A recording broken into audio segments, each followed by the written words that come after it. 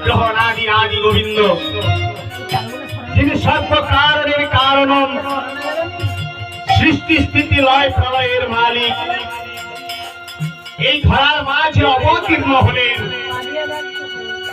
আজ থেকে আনুমানিক 543 বৎসর পূর্বে সুরধনী গঙ্গার তীরে। আর অবতীর্ণ হয়ে আমাদের জন্য নিয়ে এলেন কি এক অমূল্য সম্পদ, সেটি কি? হরের নাম, হরের নাম, হরের নাম